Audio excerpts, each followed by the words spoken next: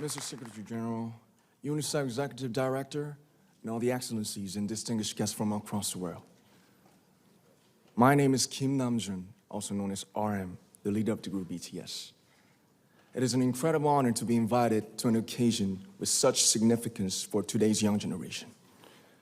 Last November, BTS launched the Love Myself campaign with UNICEF, building on our belief that true love first begins with loving myself. We've been partnering with UNICEF's End Violence program to protect children and young people all over the world from violence. And our fans have become a major part of this campaign with their action and with their enthusiasm. We truly have the best fans in the world. And I'd like to begin by talking about myself. I was born in Ilsan, a city near Seoul, South Korea. It is a really beautiful place with a lake, hills, and even an annual flower festival. I spent a very happy childhood there, and I was just an ordinary boy. I used to look up at the night sky and wonder, and I used to dream the dreams of a boy. I used to imagine that I was a superhero who could save the world. And in an intro to one of our early albums, there's a line that says, "My heart stopped when I was maybe 9 or 10. Looking back, I think that's when I began to worry about what other people thought of me and starting seeing myself through their eyes. I stopped looking up at the night skies, the stars. I stopped daydreaming. Instead, I just tried to jam myself into the malls that other people made. Soon, I began to shut out my own voice and started to listen to the voices of others. No one called out my name, and neither did I. My heart stopped and my eyes closed shut. So, like this, we all lost our names.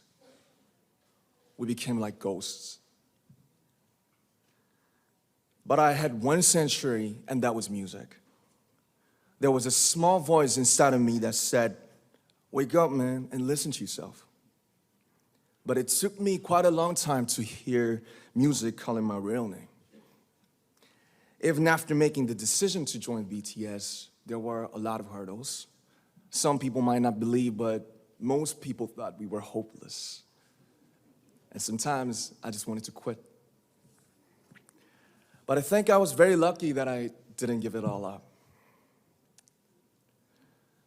And I'm sure that I and we will keep stumbling and falling like this.